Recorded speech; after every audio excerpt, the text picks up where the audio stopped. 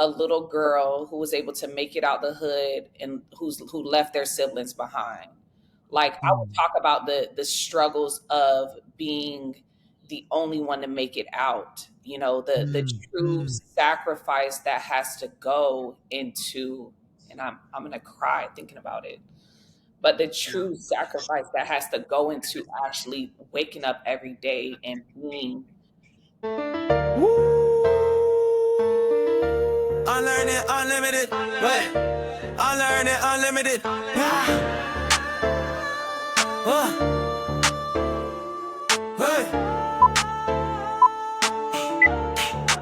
Yo, welcome to the podcast. My name is Dr. Sito Narcisse. Welcome to the Unlimited and Unlearned. Yo, guess what? It is going to be a banger today.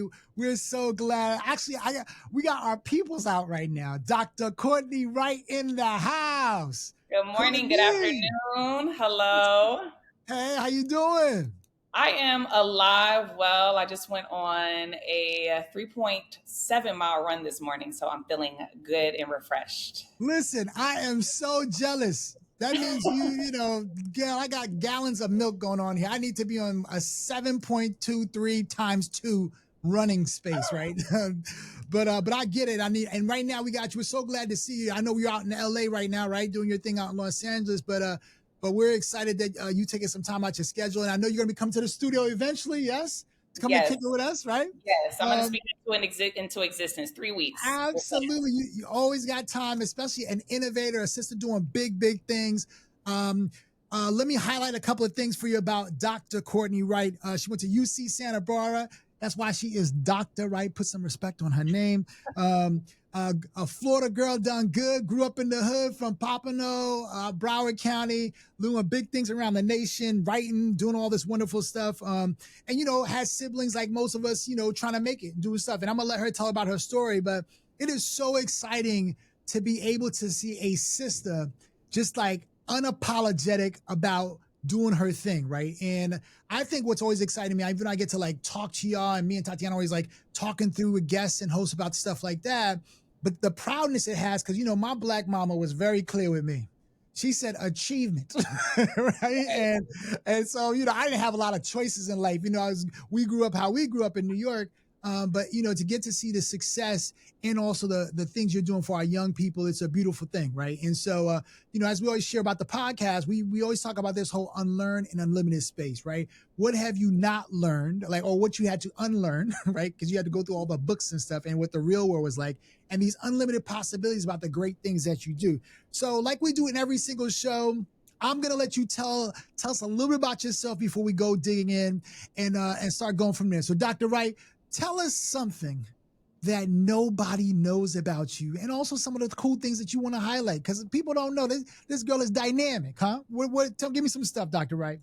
For sure. I do have to make sure I mention that I am a proud alumnus of the #1 HBCU in all of the nation, Florida Agricultural and Mechanical University. So shout out to FAMU. I'm a proud product of the Rattler gang. So, well, Courtney, you're gonna have people beefing on this thing, right? We had the other day, we had a Lincoln person, we had a Morgan State person. It's somebody from how how this thing goes, right? So the HBCU is gonna be ramping up. All up in the comments now. Watch. That's okay. I love them. We're all family, but #1 is #1. So here we are.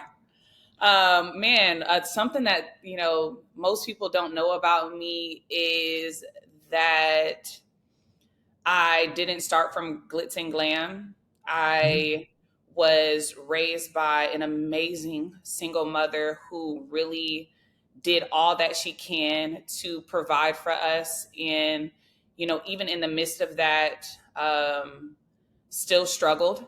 I was surrounded by fabulous mentors throughout my childhood and was provided with opportunities throughout my childhood that allowed for me to experience growth in different areas, that opened doors. And because of that, that has allowed for me to experience the current success that I am experiencing today, along with the success that I'll be experiencing in the future.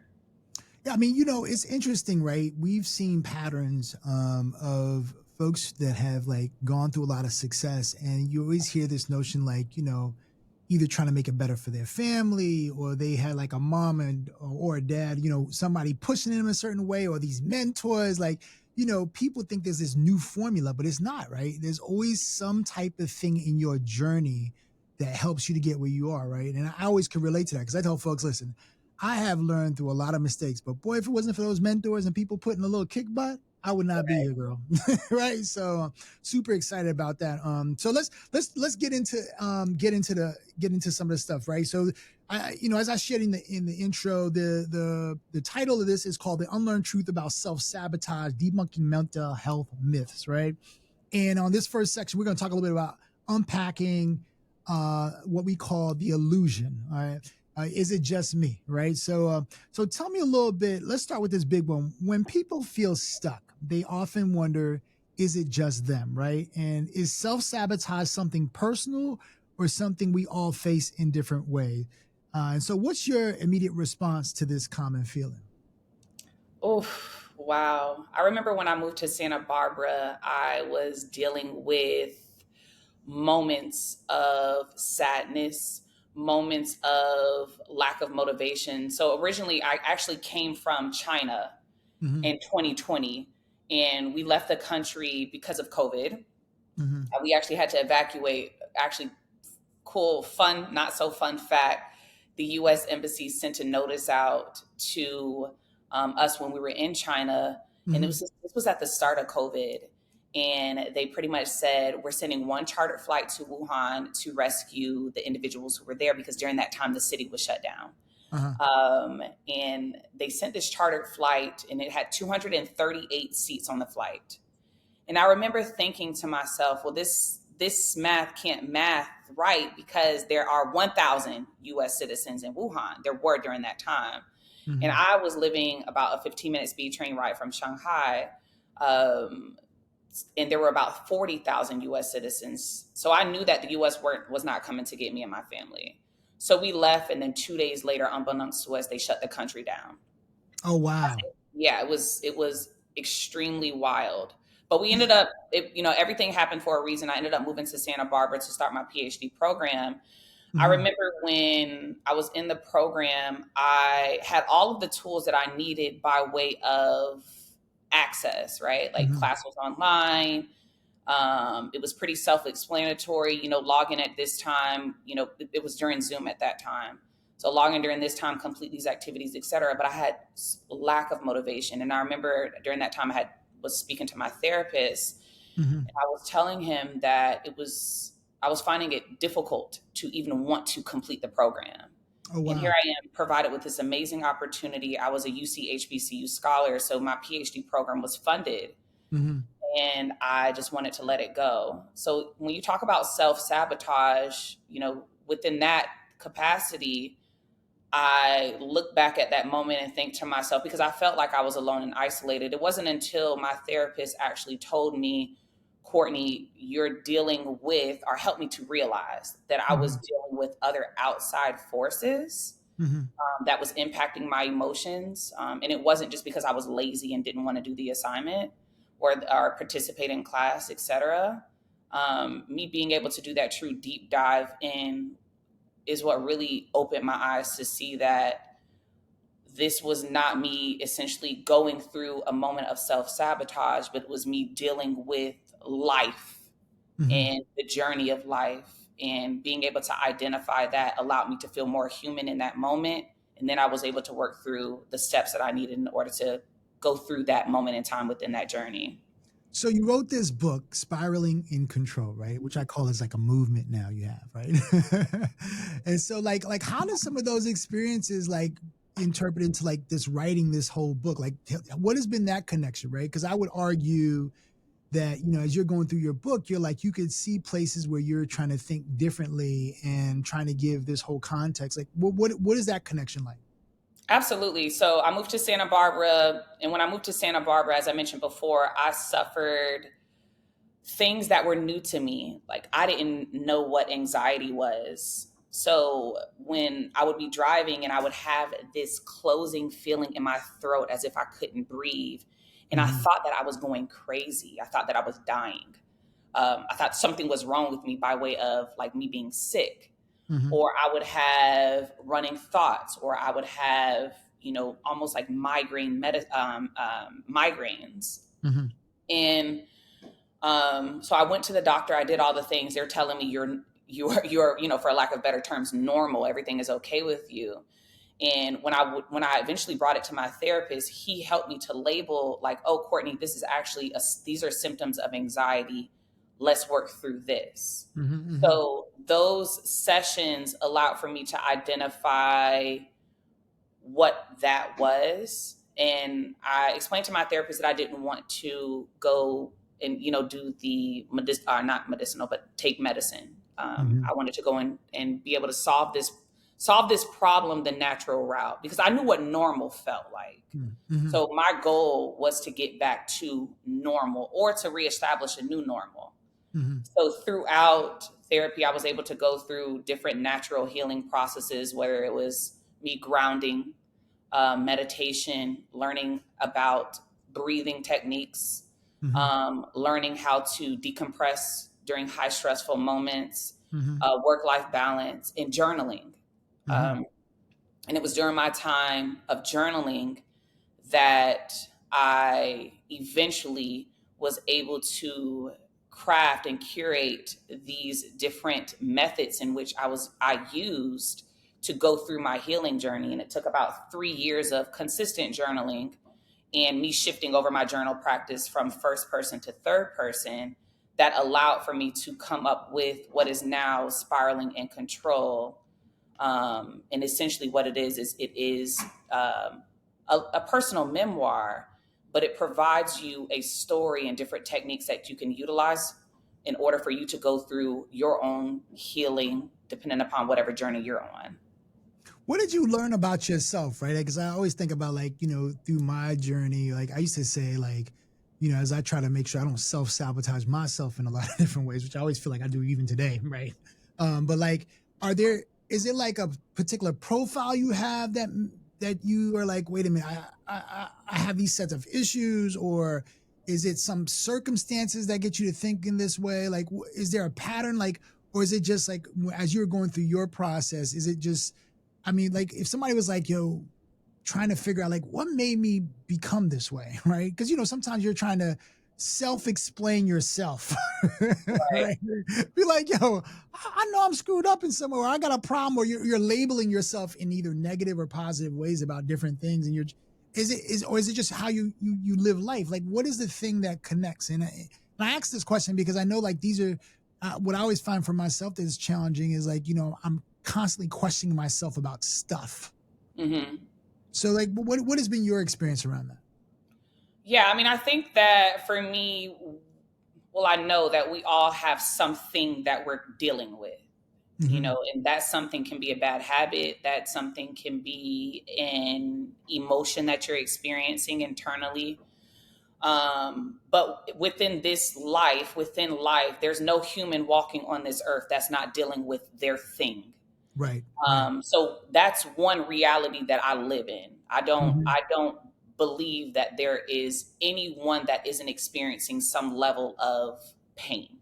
And, pain can look different too, right? So pain sometimes can be a physical thing, or sometimes pain can be an emotional thing. So because I live within that reality, it helps me to approach my thing in a very understanding way when I look at myself in the mirror. So I am very critical with myself, with knowing that I'm exactly where I need to be in within the time and place that I am supposed to be. With that, what is the thing that I need to work on, and is this the season for me to work on it, or is this just the season for me to acknowledge it? And being okay with the acknowledgement season is something that I think we all have to learn how to accept, because certain things, especially if it's a thing to work on, are not ready to be resolved. Sometimes we have to go through the good and the bad, the the continuous mistakes of being in that season in order to truly get through it. So, I'll give you an analogy. And I use it all the time. Let the lessons for you are the lessons for you. The lessons for me are the lessons for me when it comes to life. So your lessons look differently than my lessons are going to look. And it's all because of how my life is supposed to be versus how your life is supposed to be. So there's an analogy that I use when it comes to crossing the street. Back in the days, we all know our parents told us to do what before we cross the street? Look both ways. Look both ways. Okay, right, cool. And hold their hands so you don't get beaten. Exactly. Right. Look both ways. So the first, you get to the edge of the road, and your mom, your dad, your grandma, they say look both ways before you cross the street. You hear them, but you're like, okay, da, da, da, da, da, da, da. You walk across the street, and then you hear you feel a on your tail end, and you're like, ooh, that was a little close, right? Oh, that's right. But you tell yourself, all right, next time I cross the street, I'm gonna look both ways. But right. I'm good. I already crossed. Right. Next time you get to the street, you do the same thing. You forget to look both ways. Yeah. Then you see the horn. You hear the horn. You see the lights, and you're like, "Ooh, now you got to do a quick sprint." But you made it. You're good. That's but right. You remember, like, man, my mama just told me look both. My mom told me look both ways. I'll remember next time. That's right. Next time you get to the street, that's right. You forget. You get into the road. You get hit by a car. That sounds really traumatic. I know it's horrible. Right. But I can guarantee you, the next time you get to that road, you're going to look both ways. That's right. So sometimes in life, when it comes to the lessons, right? Sometimes in life, you have to learn that hard way in order for it to be there. It's like natural and innate, right? Yeah. But there are moments in which you will look both ways before going. But we as humans naturally sometimes just go with the hard route. I was just thinking, I mean, not to make a joke out of this, but I was like, I could see people going there like totally different areas. Like they could say, I could see that in relationships. I could see that in all these other spaces. So, but this show we're focusing on this. So, but I was just thinking about, when you think about your book, right? If you had to say like who, I know first of all, everybody should read your book because it's an excellent book. But if you look at like, who would you say to the audience, like who the book is for, right? For folks in different professions, or who does it cater to? And that's it. Who would you say that would be the audience? And what is the disposition in terms of the mindset you should be in picking up your book to like start reading? I would have to say the book is for people going through life's challenges. And, as cliche as that may sound, as me saying if the book is for everyone, I'm going to stand true to that because there are different lessons in the book that can be applied to different seasons of everyone's journey. So if you're dealing with setting boundaries and having struggles with setting boundaries, there's a chapter in the book for you. If you're dealing with things like forgiveness, there's a chapter in the book for you. If you're dealing with things like self-sabotage, there's a chapter in the book for you. So individuals dealing with life, I think, should definitely read the book. And remind me, what was your second question? Yeah, and like folks who do with life. And then the other part I was thinking, like, when you talked about the type of folks that should be reading this book, like, what's the disposition, like, how, as they think about their own journey, like, sometimes you pick up something, you already got a mindset around something, right? So I always feel like you have to kind of free your mind and say, hey, I'm going to be open to this, and this is going to help me kind of like think through multiple layers of stuff. How would you think, what would you say to that? I would say definitely coming into the situation knowing that this book is essentially a guide to help you heal, will allow for you to go into the read in the way in which you should. So knowing that, and as I mentioned before, knowing that we are human and all humans are dealing with something, and knowing that whatever your thing is that you're dealing with, and being okay with just being human, should be the disposition that you go into. outside of it just being a really good read, it does provide insight as to different strategies that you can utilize in order to cope through the different things that you're going through. I also have a journal that's a 33-day writing challenge, because the book came from a journal, that helps you to connect with each chapter. So that way it's an interactive experience, as opposed to it just being a one and done. My goal and my aim and goal is to provide people with the tools and the strategies that I had to learn the hard way within life and the struggles of life, and hopefully be able to provide one person, even if it's only one, I'm okay with that. One person with tools and strategies to help them to cope through, certain dark moments that they're dealing with. It's interesting. You talked about learning the hard way. I think sometimes people don't know that folks who are the most successful have learned through failures, right? Absolutely. Right, wrong, or indifferent. I know we're in a world of everyone got an opinion, everybody going to judge on something, right? But the reality is the folks that they all look up to have learned through hard way, right? Or failures, right? And, it's how quick you can adapt, adjust, get support to kind of move to that space, because nobody's perfect, right? Nobody. I don't care who they are, right? But, the world's very unforgiving, very judgmental in a lot of different ways, right? And so I was just thinking about when you said that, in our world, on the podcast, we're always talking about the clash between education and culture, right? And we talk about like this notion around people are figuring things out and they're unlearning this, doing this, and trying to do all these possibilities. And so I want to give you a context. There's a study that came out of the NIH. They conducted a study on the impact of I'll just use this, like a teacher burnout on student learning. And they conducted the study, and it showed the direct correlation to the quality of instruction, right? Because of all these things, right? And I was just sitting here while I was thinking about when you were talking about, self-help and guidance and all that, just from like a teacher or student lens, from your lens as a mental health person that writes a little bit about these things, right? What do you think the data like this has on day-to-day moments that often go unnoticed in people's self-journey as they're trying to navigate these spaces? What's your thoughts on that? Absolutely. Teachers in particular, my heart it will always be for teachers, because I am an educator through and through. I graduated with a degree in education. My PhD is in educational policy. I taught for over, 10 years. And teachers, I say that to say that teachers get overlooked. As it relates to the mental health of, and I'll just focus in on teachers right now, the mental health of teachers, it saddens me, especially within this country, that and I'm going to say our, because I am a true teacher, our work-life balance is treated like it is paid for. And I say that because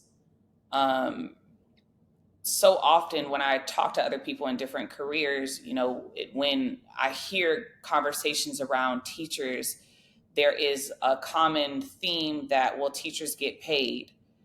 Teachers get paid for, they have off during the summer. But in all actuality, no, we don't have off during the summer. Teaching, a true teacher works 12 months out of the year. And when you're a true educator, you're a counselor. When you're a true educator, you're a therapist. When you're a true educator, you are a parent. In addition, when you're a true educator, you are a data analysis. And sadly, in the United States, the field of education has been treated, especially in Title I schools, in minority schools.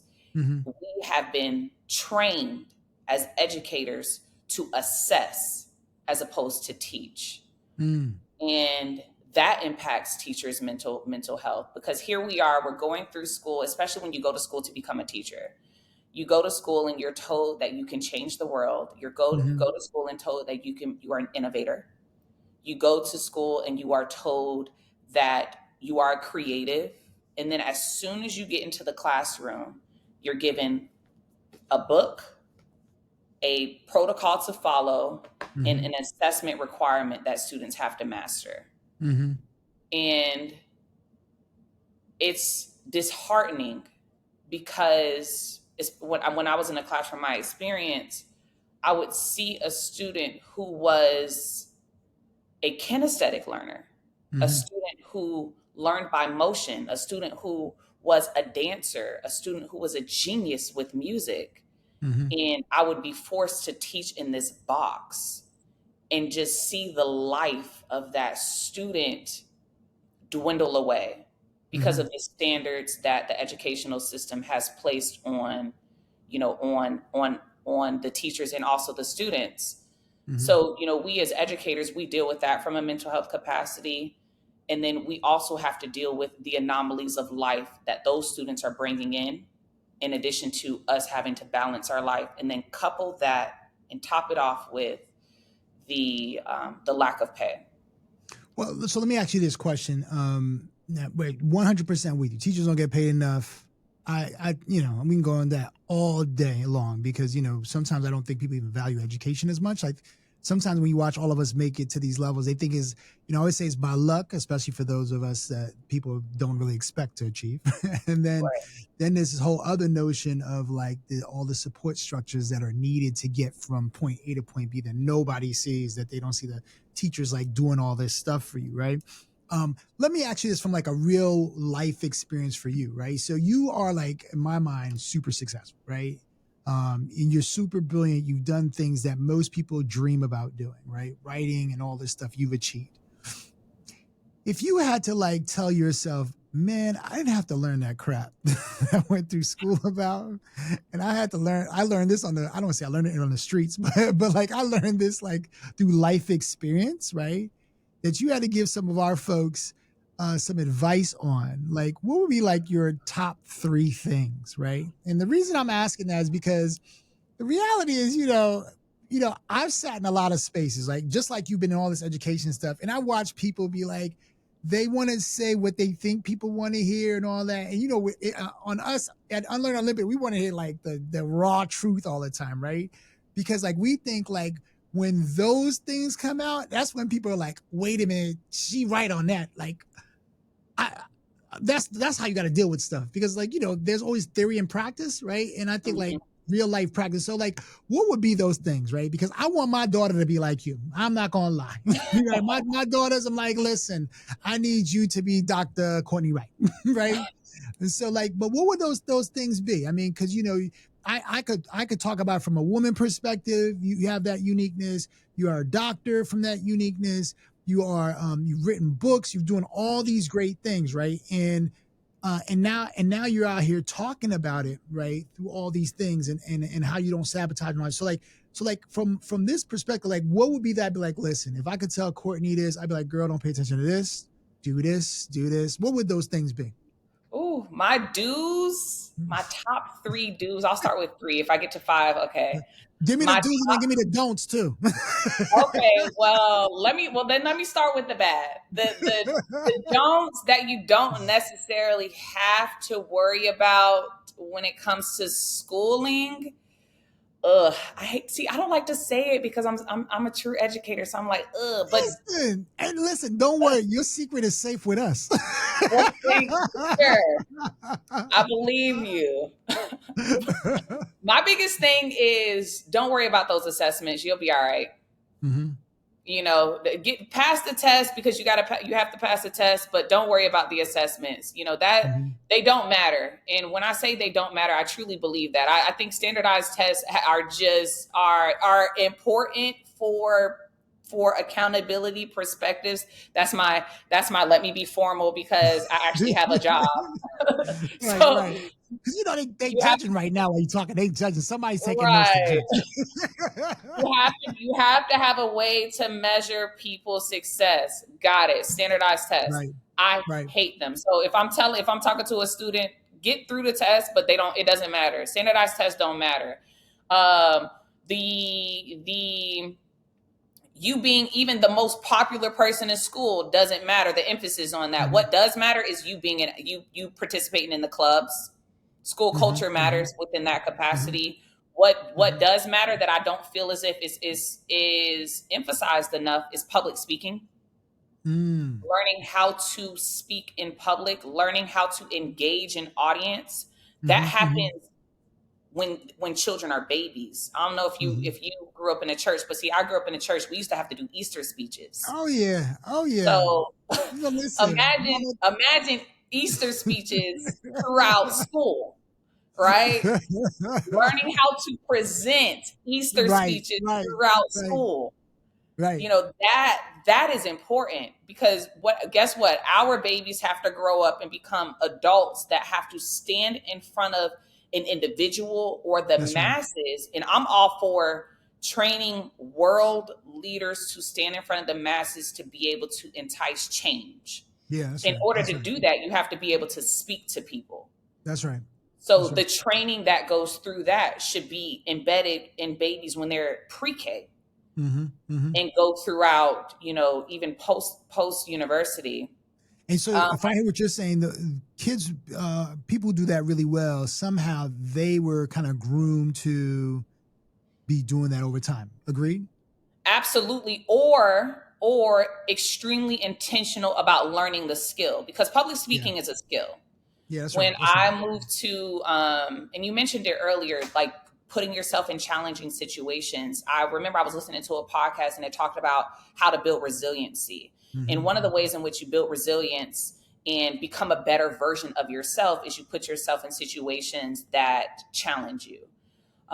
So I remember I was so nervous to talk in front of crowds. The only way to solve that is to talk in front of people, in front of crowds. Right. So Toastmasters. That's right. Toastmasters. I was thinking that too. Yeah. Toastmasters was amazing. Yeah. Oh, yeah. Absolutely. I used to be a part of that too when I was doing stuff in New York. Like that's really what got me to be able to articulate, right? You know, because I used to talk slang. What up, G? How you feel? You know, I was a typical New York City kid, right? So, you know, now I can I can actually, say an actual sentence in English. Without, Absolutely. I tell people all the time, my first language was not English; it was Ebonics. I didn't learn English.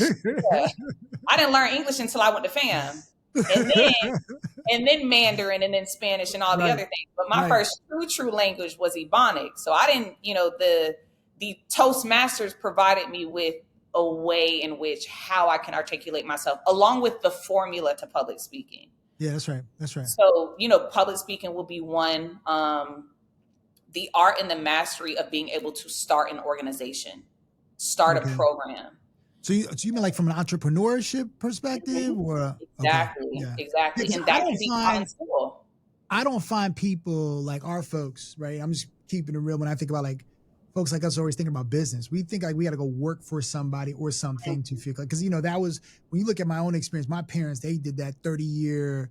My mom was a little bit different, but my dad, we're gonna work my 30, 40 years, keep it safe, right? And he didn't always think about, you could have businesses, you could do this, you could do that, right? And so, but I know like in this generation, like, people are into that space now. And those are the folks you see doing a lot of different things in the country. So, I mean, and let's be very clear, the world tomorrow is going to be a world of innovation. Yeah, that's right. It's either, and I think innovation is going to be treated as a survival thing. You don't have a choice. Either you innovate or you get left behind, or you are in true poverty, or you are relying upon a system that is AI generated. That's right.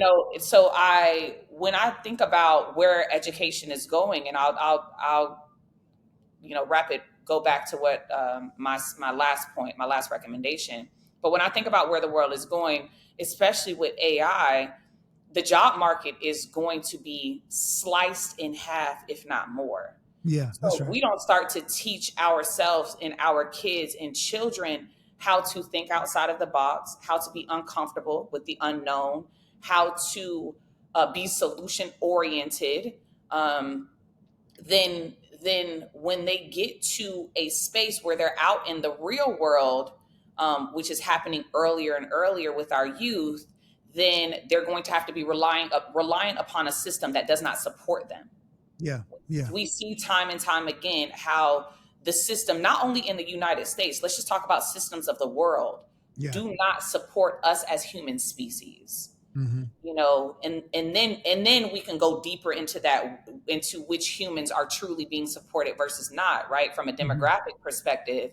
But eventually, because we all are one, eventually we as the human species will be in deficit if we do not find creative ways to innovate strategies and innovate jobs and innovate things that provide opportunity. And the only way to teach that, one of the only ways to teach that, is through proper training.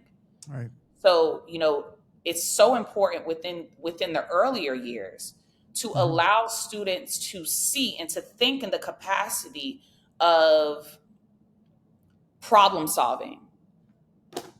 Here is what needs to happen. How do you think we should get there? Teachers should be facilitators of the learning process.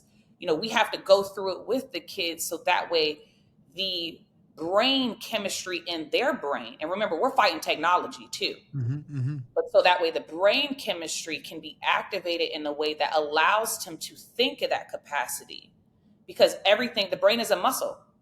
You know, we have to work on it, work it out in order for it to be strong enough to even access a certain level.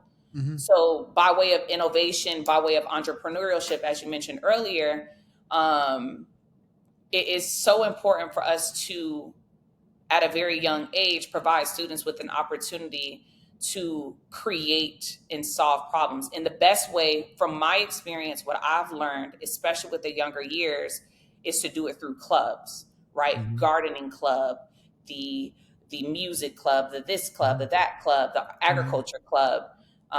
You can tell I love plants.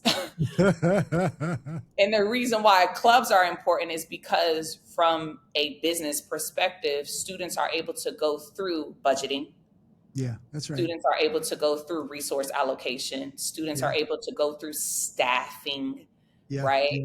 They have an end goal at mind. Like what's the product? How do you showcase the product? So they're going through marketing, right? And then eventually that transforms into us having 22,000 jobs in order to make ends meet. Right. Well, so you talked about, what I heard you say, you talked about a couple of things from the do standpoint, you know, public speaking, don't worry about the test, do the X, Y, and Z. Like I heard somebody, so what would you say are the don'ts, right? Like, don't be worried about this. Like, listen, like, you know, for folks trying to grow up and, you know, because, you know, like I said, you learn some lessons that were instilled in you in a particular way, and you're like, that didn't apply to me on my success, right? So what would be those something like, listen, don't worry about that? What would you say? And I'm talking to the little girl in me and little girls across the world. Don't worry about, no, I'm not going to say the boys, but don't worry about the boys. Don't worry, and don't be so hung up on your friend groups. Having friends are important. But from my experience and from what I see, is when you become so obsessed with the quantity of friends as opposed to quality of friends, you lose an ability to understand yourself within relationships, yourself within setting boundaries. And everyone is not for you. So I remember when I first got to FAM, I used to, I don't want to say struggle, but I used to be so obsessed with being a part of certain groups from a popularity perspective. It wasn't until, you know, year 2 for me where I realized, because I learned quick, that all groups are not going to serve me best.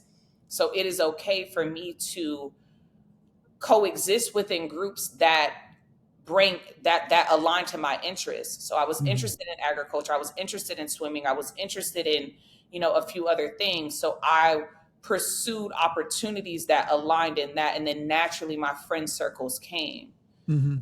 So I try to stay true to that, understanding that relationships and learning about relationship dynamics when you're younger It's a is so totally important. different. Yeah. It's crazy you say that because, I was just thinking about when you made that comment, like, I think like in all my years, my friend groups have changed, right, over time, right? So like, there was some group, when I went to school and I wanted to learn, they were like, that's not my thing, go do your thing. And so they didn't, because I had to stay in school because I didn't want my mom to beat my behind. So I was like, listen, I can kick it with y'all, but I got to go to class, right? So they didn't want to kick it with me too much, right? Or you get to college, I started realizing there's differences in groups with there too, right? You talk about the different popularities or who's a part of this versus a part of that, or who impresses this or impresses that, so like I would go through stages, and then I learned when I got to career level, right? Mm-hmm. There was a whole different dynamic around that, right? You could split that dynamic into 50 different ways, right? Whether you're successful, not successful, whether you're doing this or not this, right? And I watched people come on, come off, right? And there was not always a consistency over time, right? And so I think when you talk about that, it resonates to me because it talks to me much more about my own psychological approach on how I try to deal with things, because everything came kind of contractual, I would say, right? And transactional, right? And so when you think about like, I know you wrote a lot about in your book these different ways around thinking, sabotaging. How does your work address societal pressures, I would say, or cultural narratives that might inadvertently contribute to self-sabotage behaviors, right? How would you say that connects? Because I know you talk a lot about all these different sets of ways in your journey. Yeah, in society, we don't talk a lot about depression. We don't talk about, and if we do, it's almost in our communities. Yeah, it's taboo. It's like, you're dealing with that, go figure it out. Yeah, like, okay, don't bring that. It's like almost like don't talk politics at the dinner table. Yeah. Or you're treated like you have, and luckily I did not have this experience. I have an amazing support system. But I've seen people treated as if they have this terminal disease, like, oh, he's dealing with depression. It's like, no. Yeah, like Wait, you didn't get the memo? We got to have it all together? Right. I'm like, sometimes life sucks. Right. That's okay. Right. But I'll say this though, and I live by this. Life doesn't suck. Life isn't hard. The day isn't bad. There are 24 hours in the day. There's no way that all 24 hours it's just horrible. Right. Staying true to understanding that, can you find 2 hours that were okay? So that is, I'll say that. But depression, anxiety, intrusive thoughts. We don't spend a lot of time talking about intrusive thoughts. Your brain thinks when you're sleeping and when you're awake. And sometimes when you're dealing with high stress moments and hardship after hardship after hardship, you deal with this thing that is called intrusive thoughts. And sometimes those thoughts don't feel like good thoughts. So you need to know that you are normal. That is a normal thing, especially when you have a chemical imbalance. Period. That's the sentence. You are normal. Anxiety feels like closing up the throat. Anxiety feels like your vision is cutting off on the side. Anxiety feels like sometimes a headache. Anxiety feels like tingling in the fingers. You are normal. Depression feels like I don't want to get out of the bed. Depression feels like, why is it that I'm looking at my child and I'm annoyed and I'm snappy? You are normal.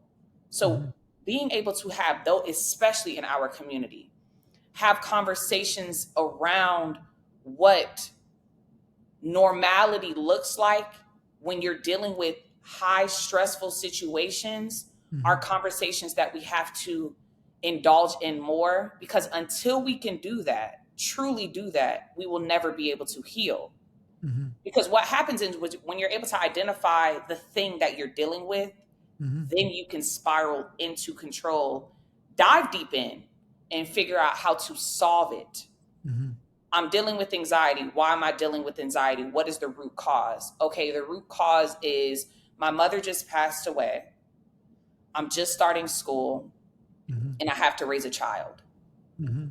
Okay, perfect. That's the cause. What are different techniques that you can use to help you to solve this problem, to heal? Okay, grounding. Every single day, I'm going to be disciplined. I'm going to go outside. I'm going to take my socks off. I'm going to put my feet to grass. And I'm going to sit outside with a cup of tea. And I'm going to do it for 10 minutes every single day, non-negotiable. Perfect. There's a solution. What's another solution? Every single day for an hour, I'm going to wake up early and I'm going to journal. 30 minutes, I'm going to journal. 15 minutes, I'm going to journal. I don't care if I'm writing. I don't feel like writing today. F the world. I'm journaling. So I say that to say that there are different solutions to the problems that we're dealing with. It's being able to identify the problems. But before we can even identify the problems, we have to know that it's okay. So have the conversation. So I'm thinking about this in the comments you just made around, like, the unlimited space, right? So in the unlimited space, we talk about possibilities, steps and stuff. So you talk about the type of steps that you could take towards trying to engage into solving these problems, right? What was your breakthrough? Like, you write a lot about this in your book, in the space. What would you say, like, this was a thing that changed, these one or two things changed my life in this process? What would that be for you? It's so interesting when you asking that question. There is never one or two things. Okay. There are small things that you do, that you try to do consistently, that create big change. It's small little bites of things that you do that you integrate into your lifestyle that over time naturally create change. Just like success, right? Success, people think that success is a because of social media. You can make $1 million. People talk about $1 million like it's not, $999,000. Listen, it's a lot of money, man. Right. I could flip on a switch and I could be a millionaire tomorrow. A true millionaire is working, especially when you started from the bottom. Right. Day and working night. 10 years of 18-hour days. Nobody talks about the work. Right. So there's no two things. It is the going out in the mornings every single day for the past 2 to 3 years and just taking a walk, or for 30 minutes out of the day, or becoming vegan for the first 2 years of my depression. Just ridding myself of all toxins, fasting, prayer, true prayer, getting more connected with God and the universe.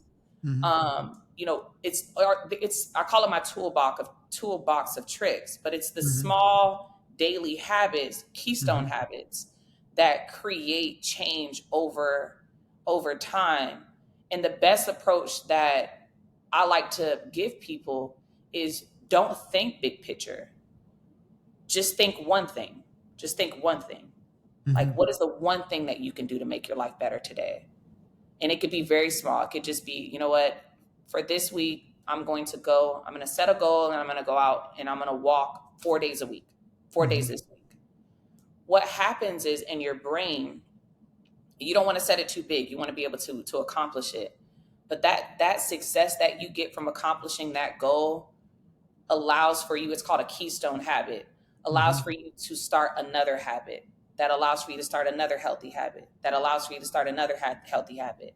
And then what happens is, over time, you do those things and then they form and transform into large monumental change. I will say this, though, because I don't want anyone to ever think that this isn't my reality, or I think everyone's reality. When you are looking to change, like truly change and improve, it doesn't mean that you're not going to fail. And you mentioned it before. There have been, and I still deal with it to this day, so many times where I will go out walking every single day, or I'm journaling every day. And then I'll have a wild night with my friends out on the town. Mm-hmm. And then take a few days off. Which could be an actual failure. Right. Exactly. Or success, I'm socializing. Right. As long as they're not recording it, right? Yeah, we're good. We're fine. Life is great. I'm growing. I'm young. But I'll have moments like that where I'm just like, okay, Court, tap back in. Where are we? Where are we? What are we doing? What's the goal? Mm-hmm. And then I'm back on it. So, I say that, but then I also say that I'm human too. So. Mm-hmm. Yeah, I mean, it's interesting. I always find as we get to these different stages of life, the tolerance level becomes lower, right? People think, oh, you should already know this already. I don't think nobody knows everything. And I think as you get older, there's either two things that happen to you. Either one, you're like, I don't give up anymore. Or you get to another space, I'm going to try to make sure I can either remove some of the toxic around me, which can include people, right? Mm-hmm. And I try to manage those things for my goals, my dreams, et cetera, right? And I've learned over time there's numbers of things that can impede your progress, right? And then as long as in your own mindset you're not self-sabotaging yourself, right? So I was asking you about, how do you think about it in your book, and what are the narratives and what are those type of things, which I found interesting because it sounds like your approach and strategy is always around this building block to be able to create an environment to kind of move the success, right? And that, to whatever you define success as. That's how I when I think about your book and around the spiraling control approach. So my question to you is I know we talked about do's and don'ts. We talked about societal pressures, what you would tell young ladies out there, because I always think about as much positive or unlimited approach of positivity we can get out to women seeing or men, but I always think about people who see themselves in people when they see that. If you have these girls who are like, yo, I'm gonna be a Dr. Courtney Wright one day, I'm gonna be doing all these great things and blah blah blah. And what I appreciate is that you're sharing no, this journey ain't easy. You just see the interview, right? And there's a process to that. What else would you say? Hey, consider these sets of things. And be really tenacious about it, right? Because you have to have some type of tenacity in you to have achieved, right? I always think people that are this level have some innate resiliency, not that just came just like that, but somewhere that it built them to be where they are today. What would that be for you? Oh my goodness, absolutely. My non-negotiables. Mm-hmm. What are your non-negotiables? Yeah, that's a better. Well, do you have a pen? Let's go. I got my pen. Let's go. What are your non-negotiables? Here they are. My mornings are my non-negotiables. I am hear me when I say this, I am a 3:30 a.m. girl. 3:30 a.m. So you get up at 3:30 in the morning? Naturally. What? And kudos, shout out to my grandma who have us going to either get up in the morning to pray or take us to the church on Wednesdays to do Bible study early in the morning. I, through and through, blame her, acknowledge her, love her and I always say those pews were the best sleep. Knocked out. But she's the reason, I'm sure. Her and my granddad are the reasons why I'm such an early bird. But yeah, so my mornings are my non-negotiables. I purposefully get up in the morning. The first thing that I do is, and this is it's like a light switch. I get up and I turn my teapot on and I start my hot water and I make my hot water lemon and then I start my day. I have a quiet hour where I'm non-negotiable. I do not say a word out of my mouth before 5:30 a.m. Okay. And that is my time to experience my own internal thought. That is my time to experience, God. That is my time to experience progress, or creativity, or whatever I want to experience in that moment. That is my time to be. And so what I hear you saying is create a routine to get you in a good mood to start your day. That's what I hear you saying. Absolutely. Okay. Mm-hmm. And stay in it. Stay in it. Because that's going to set yourself up for the success of the day. Okay. Before I go to bed, I write down the things that I need to do for the next day. So I have my Mm-hmm. planner and I'm like, okay, I have to do this, even if it's only 3 to 5 things. My top ticket items that I have to do for the next day, I write them down. And I have to do that because I need my brain to dump so I'm not worried while I'm sleeping. So write their goals at night. Absolutely. And it doesn't, Okay. and when we say goals can be your to-do list for the next day. So Okay. how I operate is by projects. So my brain functions well when I position things in projects. So for instance, when I was in my PhD program was a project. Me running the school in Florida, which is Brownsville Preparatory Institute, which is the #1 private school in all of Florida, is a project. Me with my book launch and the promotion of my book, and now rolling out the merch for my book and looking to secure contracts for the curriculum that I'm looking to teach to kids is a project. And I bracket those different projects out and goal set, write my to-do list for those different projects out every single night before I go to bed. So that way it's not on my brain. When I wake up in the morning and I'm able to go through my quiet hour, 3:30 to 5:30, and during that time I'm also getting ready for my workout too, then that's my period. At 5:30, between 5:30 and 6, I work out. I try to work out every single weekday. And that's important to me because physical health is important to me. There's no way that you can be mentally strong without being physically strong. So and mentally strong is important, right? For all the tough stuff you're going to tackle. Absolutely. Because you need a healthy heart. That's right. Because you need healthy lungs, because you need a healthy liver, because you need a healthy kidney, because you need a healthy brain. And in order to accomplish that is through physical activity. So I like to get my workout done in the morning so it's already done and I don't have to worry about the regret of not doing it throughout the day. So once my workout is done by 7 a.m., I'm ready to start my day. I'm ready to tackle my day. Sometimes that looks like me having 7 meetings on a Monday, or being able to sit behind my computer and actually just become a creative. I try to block off my days throughout the week in a way in which that allows for me to be creative all on one day. So if I'm developing and creating things, whether it be products for my merch for my book or a lesson plan template or a document, anything that requires me, or a flyer, anything that requires me to be a creative, I push that towards 1 day, 1 to 2 days a week. If I am doing meetings and having to be essentially an executive and lead teams, I try to push that on 2 days a week, preferably Monday and Tuesday, because that allows for me to tell my team, hey, listen, here's how the week is going to go. These are the things that I need by the end of the week. And then it allows for me to flow as the rest of the week happens. And then also which I think is important, I cut off my eating time extremely early. So, being able to have a healthy gut is so important. So my personal cutoff time is around 2:00 because I do intermittent fast. I'm still drinking water. I still love my caffeine. So I'll have my black coffee throughout the day. But food actually being placed in my mouth and me eating food and having to digest food, I try to cut off that too. So that way I can give my body time to digest while I'm being active, and not go to bed on a full tummy. So that way I can get a proper sleep, because the sleep is also a top priority to be a high functioning adult.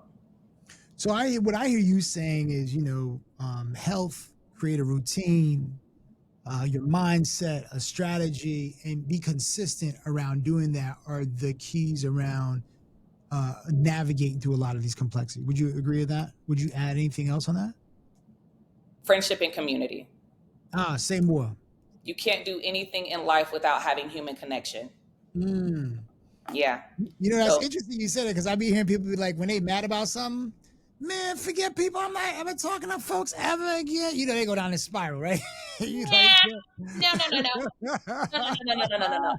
Nope, I need people. Right. I lived in Santa Barbara. I lived in isolation for 2 years. I learned very quick. Right. It's a lonely space. Yeah, that is a lonely space. I was spiraling out. Yeah, Right. it was horrible. Right. No, you need to Right. friendship your community. So you have an obligation and a duty to find it, That's right. whatever it looks like. So, for instance, this morning I went running with we have a downtown. I live in downtown LA. We have a downtown running crew. Yeah. Now that's my only. I work from home, so if that's my only form of human interaction, I am a-okay with that. I just spent 2.5 hours with these folks. I'm good, Right. Right. right? Right. So And just in case they listening, it sounds like you like them. yeah, they're great. Running. Love ya. No, they're amazing, and they push me and they force me to run without stopping. So that's a thing. But well, let me ask you this final question, right? Our final question. So, someone who feels trapped by self-sabotage, what's the most powerful unlimited possibility that you would say opens up how they can really truly understand and overcome these type of patterns? And the reason I bring up the pattern things, because you talk about that in your space, like, you know, people have patterns in those things. Like, what would that be? Like, what would be the advice you would give? Change what you have coming in. Whatever you're listening to, you need to change it. If it's music, you need to change it. If it's your dialogue that you're having with your partner, you need to change it. Whatever you have coming in that has allowed for you to be in this negative headspace, I would say change it. And it could be so simple as you listening on repeat a segment of Miles Monroe, or something you need to hear. You are who you need to be. You are great. You have everything that you need to be successful. You need to force yourself to hear that. And eventually with that sound, it will change your brain chemistry, and it will convince you that you have what it takes to improve. Thus, in turn, you will naturally do it. The law of attraction is real. So what you see, what you believe, what you act upon, what you experience will eventually become your reality. So it's important for you to change all dynamics of what you're experiencing in order for you to achieve a better version of yourself. And it starts with what you believe and what you hear, so that way you can change what you feel to become a better version of you. Oh, I like that. Well, Dr. Wright, before I go ahead and close this out, where can they get your book? You want to share that? I'm going to put it in a link and all that, but I wanted you to also, share it where they can actually go to your website. Yes, not so shameless plug. I am on Amazon, so please check it out. I just released this like 3 weeks ago, so I'm super excited about it. And you can also find me on drcourtneywright.org. And yeah, thank you so much for having me. This was such an amazing conversation. Yeah, no, we're super excited. We're always trying to find innovators, folks who are doing like really cool things, but also like changing the movement, right? I mean, there's people, they talk about things that they do, but you're actually living it the way it should be done. And also, you don't see this, but you're having a lot of young ladies out there also following your path, and you're being a great example from any way we can always highlight that. It's important to us, especially from an Unlearned Unlimited standpoint. We kind of shy away from this notion that, it's not happening or it's not this. I just tell folks it's happening in a lot of places. You just don't see it, right? And we're hopeful that in the podcast, we're not only talking about these myths and those things, but we want people to see success in that way. So we thank you so much for coming on the show, Dr. Courtney Wright. She's provided a lot of incredible insights into breaking free from self-sabotage. Go get her book, which is really dope. Go to her website. And if you're ready to unlearn what holds you back, make sure you subscribe to our show, Unlearned Unlimited, where you can get and listen to this podcast again. She brought a lot of great points, which I hope my young ladies are listening to, especially my daughters. So, and we're out there doing that great work. And so please make sure you share, like, and subscribe if you liked our show. We're always trying to bring you some really cool stuff. Make sure you also put in the comments. Also, if there's more questions you have for Dr. Wright, please put it in the comments. We make sure that our guests get those questions, and they always respond back to you. So you put that in there. We'll have a whole dialogue. You can engage with her on our comment section, and we can kind of go from there. And we want to also make sure that you feel that, remember, part of success, as you heard Dr. Wright says, is just not, waking up every day, but it's your routine, how you think, your health, your mindset, things that you tell yourself, and all those things make a huge, huge difference in success. And you too can make sure you too can achieve those same levels of success. And even if you fail, you wake up on another day, right? Another day is a whole new upbringing, so we can go from there. All right, well, that's our show for tonight. Please make sure you share, like, and subscribe. If you like what we're doing, make sure you contribute to that, and we'll see you on the next one. Thank you, Dr. Wright. Thank you. Unlearned Unlimited. What? Unlearned Unlimited. Hey.